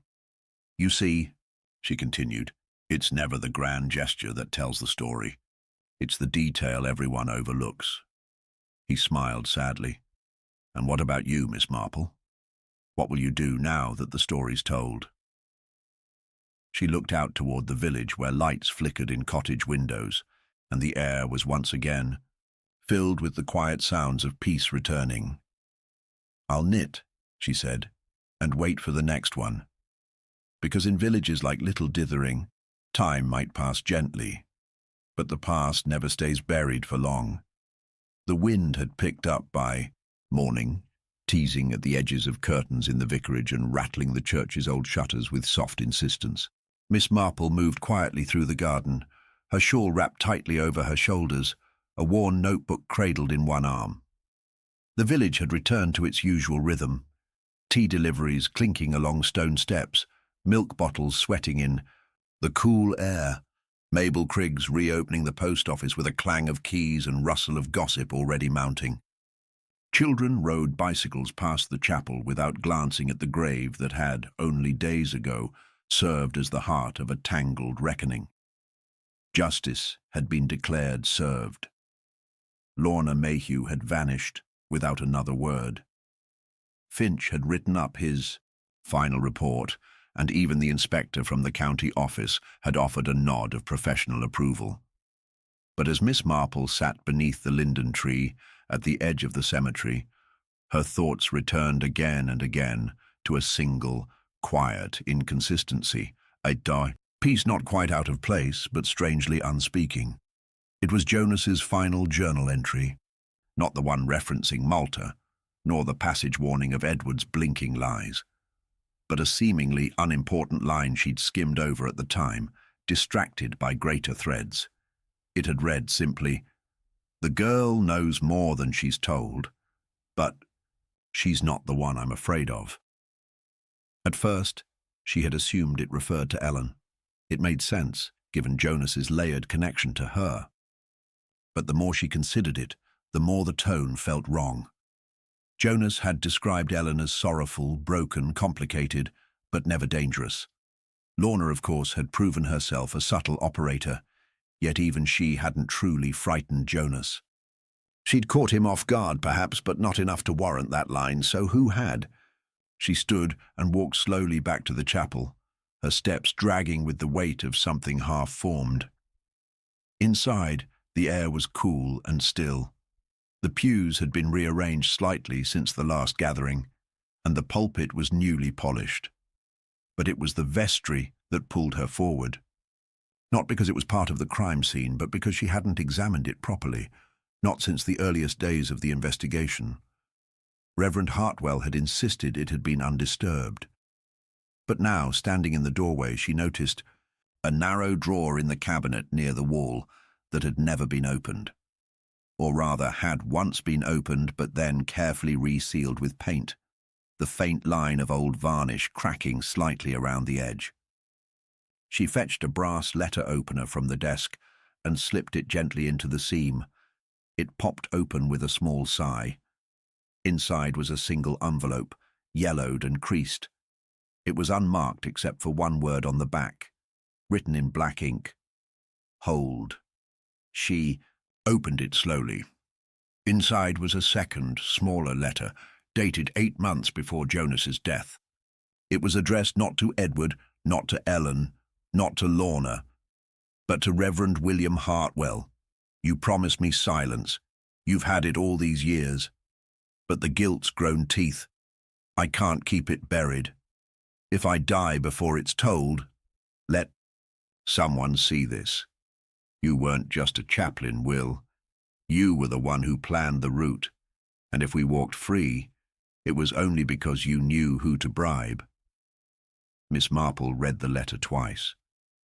Then she closed the drawer, tucked the paper into her pocket, and made her way out into the cold again. She found Hartwell in the garden, feeding birds with stale crumbs. He looked older than he had only days earlier. The weight of the case had hung heavily on him, as though every sermon he had delivered had grown heavier in retrospect. She handed him the letter without a word.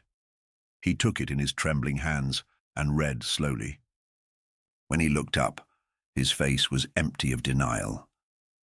"He sent it to me," he said, barely above a whisper, "when he knew he was ill.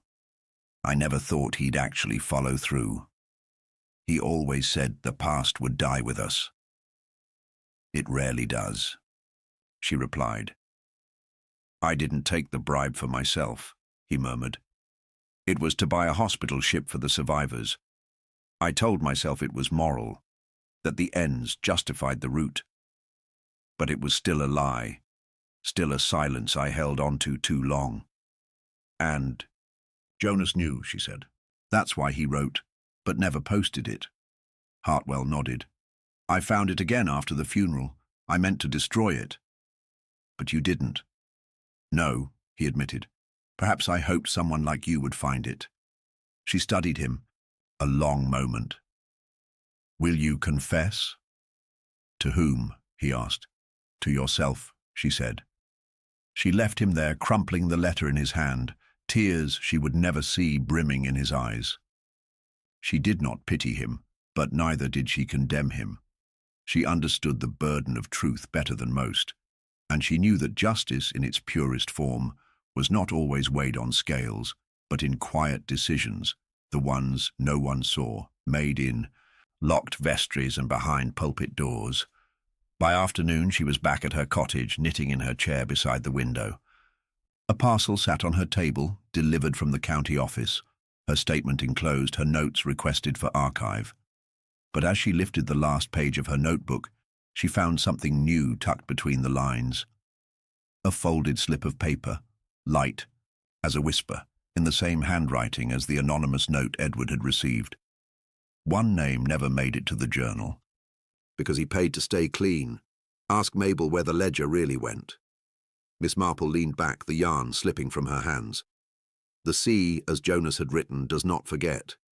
But it also never sleeps, and neither, it seemed, would the mysteries that little Dithering had kept buried. Not yet."